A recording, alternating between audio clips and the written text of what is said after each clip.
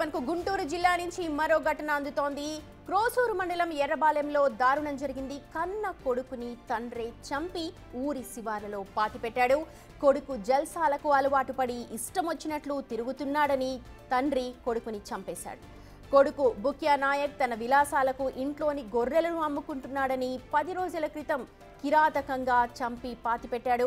అయితే విషయం తెలియని తల్లి పోలీస్ స్టేషన్లో ఫిర్యాదు చేయగా విచారణలో తానే హత్య చేసినట్లుగా తండ్రి వెంకటేశ్వర్ల నాయక్ ఒప్పుకున్నాడు. నేను నా కంటికి కూడా అగబడలేదు సార్. నా బిడ్డకు చూసే అదృష్టం కూడా లేదు. ఇప్పుడు మా మామకు అడుగుదామన్నా మా మామకు తీసుకెళ్లి స్టేషన్లో పెట్టారు. ఏంది మామ, నా ప్రాణానికి కాపాడే దేవుడు నువ్వే అని అడుగుదామన్నా మా మామ బయట లేకుండా స్టేషన్లో ఉంటాడంట. నేను ఇప్పుడు దాకా కూడా ఆయనకి చూడాల. కానీ మా భర్త కాదు, మా మామ, చిన్న మామ, రెండో మామ, ఆయనే నా కోసం పోరాడుతుండు. నా బిడ్డ ఇలా బయట పడ్డాడంటే నా మామే. రైట్, మా ప్రతినిధి సాయి శంకర్ ఉన్నారు డీటెయిల్స్ అందించడానికి. సాయి శంకర్, ఇటీవలి కాలంలో మనం చూస్తూ ఉన్నాం అనుకోని ఘటనలు, ఒకరికొకరు చంపుకోవడాలు, చనిపోవడాలే కనిపిస్తూ ఉన్నాయి. నిజంగా ఇది కూడా అందులో భాగమేగా చూడాలా? అసలు తండ్రి మాటలు ఎలా ఉన్నాయి? అంటే జల్సాలకు అలవాటు పడి కోపంతో చంపేశాడా, లేకపోతే పక్కా స్కెచ్తోనే చంపాడా?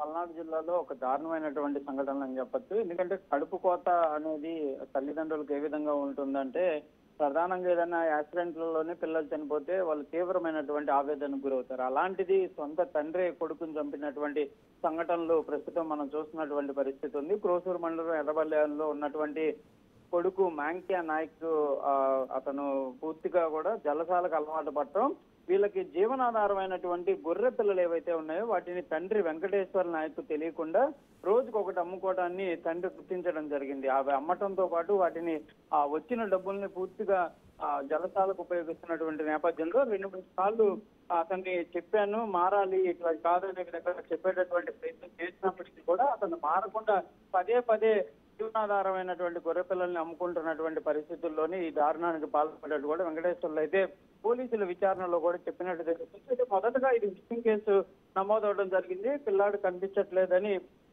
మాక్యా నాయక్ ఒక తల్లి ప్రమీలా బాయి వెళ్ళి పోలీసులకు ఫిర్యాదు చేయడం జరిగింది. పోలీసులు దర్యాప్తు చేయగా తండ్రి మీద అనుమానం రావడంతో తండ్రిని విచారణ చేపట్టారు.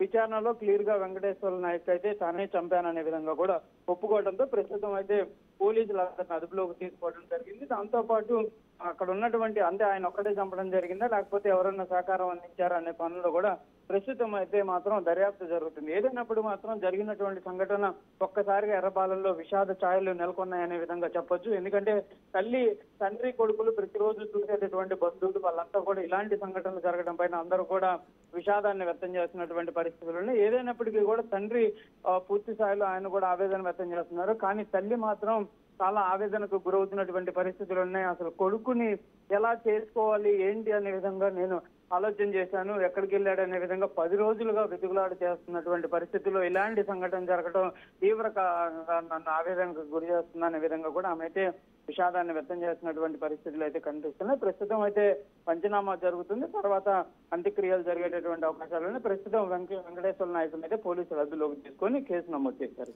రైట్ సాయి శంకర్, ఈ మధ్య కాలంలో మనం చూస్తున్నాం కూతురు తల్లిని చంపడం, అలాగే ఇప్పుడు గుంటూరు జిల్లాలో కూడా అలాంటి ఘటన జరిగింది. సొంత కొడుకుని, అంటే జల్సాలకు అలవాటు పడి చెప్పిన మాట వినట్లేదు అంటూ సొంత తండ్రే ఇవాళ ఒక కొడుకుని చంపేశాడు. ఇలాంటి ఘటనలు జరగకూడదని